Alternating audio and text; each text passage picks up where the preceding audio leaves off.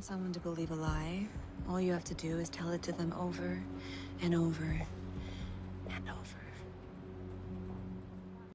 It's local officials, local selectmen and mayors and so on that are negotiating these deals. And they've been negotiating the deals, pretty generously in the sense that they've been happening all over the place because the data centers are very good for towns because they create so many jobs, bring people in with high incomes that could buy houses and stuff like that. And so if you take a sleepy town that hasn't really seen much in the last 20, 30 years and put a data center there, then they're going to be a whole bunch of happy residents in that town.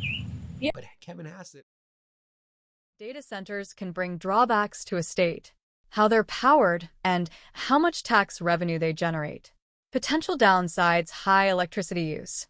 Modern AI and cloud data centers consume enormous amounts of electricity. A single large facility can use as much power as tens of thousands of homes. This can strain the electric grid and sometimes require new power plants or transmission lines. Water consumption. Many data centers use water to cool their servers. In some areas, especially where water is scarce, this can put pressure on local water supplies. Noise. Large cooling fans and backup generators can create constant noise for nearby neighborhoods. Land use. Data centers often occupy hundreds of acres. Communities sometimes worry that land used for data centers could have been used for housing, parks, or businesses that employ more people. Environmental concerns. If the electricity comes from fossil fuels, data centers can increase greenhouse gas emissions. They also require backup diesel generators that can affect local air quality during testing or power outages. Do they create jobs? Yes, but not nearly as many people expect. During construction, a large data center can create hundreds to a few thousand temporary construction jobs over 1 to 3 years. Once it's operating, a typical large data center may employ only about 50 to 300 permanent workers, depending on its size and purpose. Those permanent jobs include IT technicians, network engineers, electricians, security personnel, building maintenance staff, and facility managers. The biggest debate is that data centers often use huge amounts of electricity and water while creating relatively few permanent jobs compared with factories or office campuses of similar size. Because of this, some communities welcome them for the tax base and high-paying technical jobs, while others question whether the environmental costs and public incentives are worth it. Electricity demand has grown dramatically, requiring new transmission lines and additional power generation. Residents have complained about the appearance and noise of large server buildings. Some communities have opposed new projects because of concerns about property values and environmental impacts. Overall, the experience across states has been similar. Construction. Hundreds to thousands of temporary jobs to long-term employment. Usually only 50 to 300 permanent jobs per large facility. Investment. Often billions of dollars in construction and equipment. Resource use. Very high electricity demand and, depending on the cooling system, potentially significant water use. As AI continues to expand, states are increasingly weighing the economic benefits of attracting data centers against the costs of supporting their substantial energy and infrastructure needs. Some states are tightening zoning rules or reviewing tax incentives, while others continue to compete aggressively to attract new facilities. Overall, the experience across states has been similar. Construction. Hundreds to thousands of temporary jobs to long-term employment. Usually only 50 to 300 permanent jobs per large facility. Investment.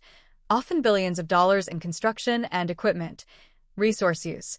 Very high electricity demand and, depending on the cooling system, potentially significant water use. As AI continues to expand, states are increasingly weighing the economic benefits of attracting data centers against the costs of supporting their substantial energy and infrastructure needs. Some states are tightening zoning rules or reviewing tax incentives, while others continue to compete aggressively to attract new facilities. The inside of a modern data center is very different from what most people imagine.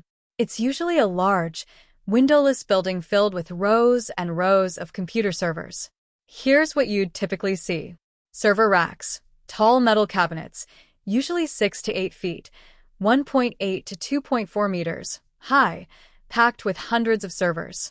Thousands of these racks may be installed in a single facility, aisles, long, organized rows between the racks. Many data centers use hot aisle/cold aisle layouts to keep cool air separated from hot exhaust air. Networking equipment, switches, routers, and miles of fiber optic cables connect the servers to each other and to the internet. Cooling systems, large fans, air handlers, chilled water pipes, or liquid cooling systems remove the heat generated by the servers. AI-focused data centers increasingly use direct liquid cooling because powerful AI chips produce a great deal of heat. Power systems, battery backup rooms, UPS systems, electrical switchgear, and power distribution equipment help ensure uninterrupted operation. Backup generators, usually located outside the building. Large diesel or natural gas generators can supply electricity if the utility power fails. On the Farm Bill, what do you want to leave us with as far as why the Farm Bill is so critical to get over the finish line? Well, I think that America's farmers have had, some tough breaks. A bumper crop in Brazil made it so prices went down globally. The disruptions in the Gulf have made fertilizer prices go up. And it's really, really important that we help farmers, we get them the relief they need at this difficult time. All right, we will leave it there. Kevin Hassett, great to see you. Several issues can affect farmers at the same time. Tariffs and trade disputes. When the U.S. imposes tariffs, other countries sometimes respond with tariffs on U.S. agricultural products. That can reduce exports of crops like soybeans, corn, pork, and dairy, lowering prices that farmers receive. War and geopolitical conflict. Conflicts that disrupt global oil and fertilizer markets can increase the cost of diesel fuel, fertilizer, and transportation. Those higher costs reduce farmers' profits. High debt. Many farmers finance land, equipment, and operating expenses with loans. If profits fall while interest costs remain high, some farms struggle to stay afloat. Farm organizations have reported rising debt and an increase in farm bankruptcies in recent years. Critics of the Trump administration argue that tariffs and trade policies have hurt some farmers by reducing export markets and increasing uncertainty. Supporters argue that the policies are intended to strengthen U.S. manufacturing and improve the country's long-term trade position, and the administration has also sought to offset some farm losses through aid programs. Facts. The best nationwide measure of farm bankruptcies is Chapter 12 bankruptcy filings, which are specifically designed for family farmers. They do not include every farm that closes or is sold. Many farms shut down without filing Chapter 12. Here are the figures. Period. Chapter 12 farm bankruptcies 2018-498-2019-595. Highest during Trump's first term.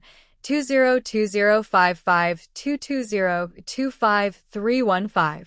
For 2026, there is not yet a full year total because the year is still in progress.